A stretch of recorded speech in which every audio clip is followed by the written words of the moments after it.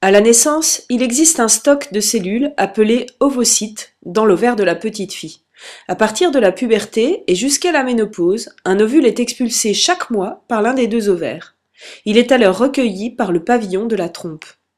L'ovulation est donc un phénomène cyclique, tout comme la survenue des règles. Mais comment fonctionne l'appareil génital de la femme? Eh bien, c'est ce que nous allons voir dans cette capsule. Le premier jour des règles est le premier jour du cycle. Les règles durent entre 3 et 7 jours selon les femmes. C'est le point de départ de la première phase du cycle qu'on nomme phase folliculaire ou phase préovulatoire qui prépare à l'ovulation.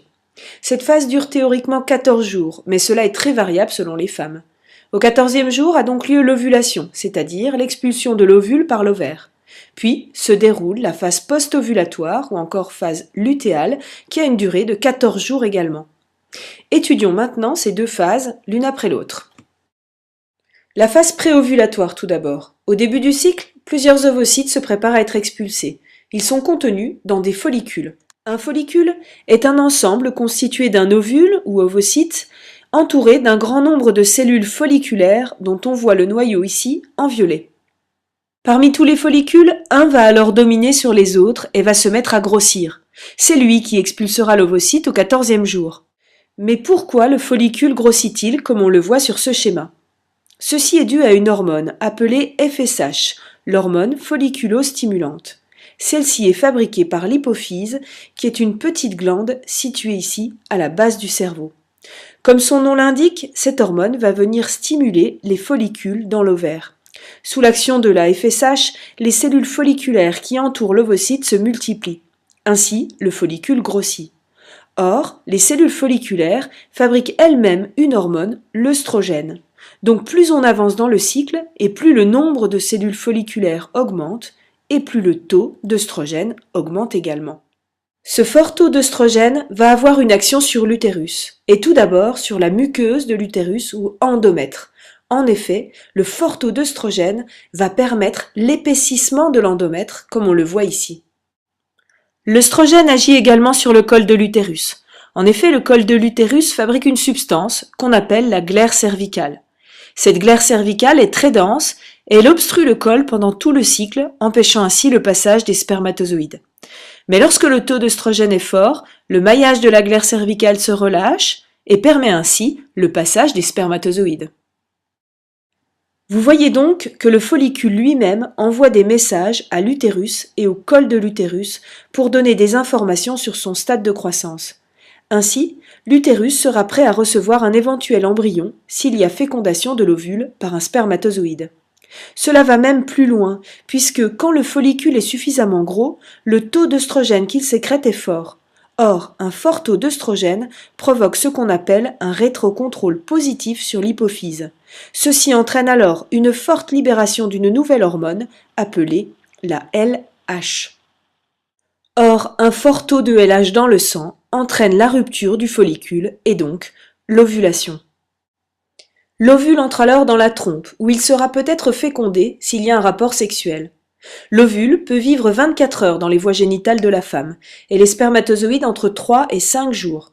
Si l'ovule est fécondé, il deviendra une cellule œuf, puis un embryon qui mettra 1 semaine avant de venir s'installer dans l'utérus. Mais que se passe-t-il au cours de cette semaine? Tout d'abord, les cellules folliculaires qui sont restées dans l'ovaire vont sous l'action de l'hormone envoyée par l'hypophyse, qu'on appelle la LH, se transformer en cellules lutéales pour former un ensemble qu'on appelle le corps jaune. C'est pour cette raison que la LH est appelée hormone lutéinisante. Ces cellules lutéales du corps jaune vont alors sécréter de l'œstradiol et une nouvelle hormone, de la progestérone. La progestérone va agir sur l'endomètre pour augmenter la vascularisation et l'apparition de glandes. Tout ceci permettra de bien nourrir l'embryon qui viendra peut-être se fixer 1 semaine après la fécondation, donc vers le 21e jour du cycle. S'il y a fécondation, l'embryon s'implante donc et produit une nouvelle hormone qu'on appelle l'HCG. Cette hormone permet le maintien du corps jaune. Celui-ci continue alors à produire de la progestérone et de l'œstradiol, ce qui permet de maintenir l'endomètre et donc l'embryon. Après 3 mois de grossesse, ce sera le placenta qui viendra petit à petit remplacer le corps jaune en produisant lui-même la progestérone. Mais s'il n'y a pas fécondation, le corps jaune s'atrophie, alors le taux d'hormones chute, ce qui provoque l'élimination de l'endomètre et donc les règles. Ce faible taux d'hormones entraîne alors la sécrétion de FSH par l'hypophyse et un nouveau cycle peut alors débuter. Reprenons les différentes étapes en les suivant sur des graphiques qui représentent l'évolution du taux des hormones sécrétées par l'hypophyse et l'évolution du taux des hormones sécrétées par les ovaires au cours du cycle. De 0 à 14 jours, on observe que l'hypophyse sécrète de la FSH. Cet FSH vient agir sur les ovaires pour permettre la croissance des follicules. Les cellules folliculaires vont alors se multiplier et fabriquer de plus en plus d'œstrogènes. L'œstrogène permet alors la croissance de l'endomètre au niveau de l'utérus. Puis vous voyez que juste avant l'ovulation du 14e jour, on a un très fort taux d'œstrogène. Ce fort taux d'œstrogène va entraîner par rétrocontrôle positif sur l'hypophyse un pic de LH. Ce pic de LH déclenche alors l'ovulation au 14e jour du cycle. L'ALH permet également la transformation des cellules folliculaires en cellules lutéales pour former le corps jaune, et ces cellules lutéales sécrètent deux hormones, œstrogène et progestérone. La progestérone permet alors la densification de l'endomètre, nécessaire à l'accueil d'un éventuel embryon. Ensuite, s'il n'y a pas fécondation, le corps jaune disparaît, les hormones ne sont alors plus sécrétées et la chute des hormones entraîne le non-maintien de l'endomètre et donc l'apparition des règles. Par contre, s'il y a fécondation, l'embryon produit une nouvelle hormone, l'HCG, qui permet de maintenir le corps jaune, donc de maintenir la sécrétion des hormones et donc de maintenir l'endomètre.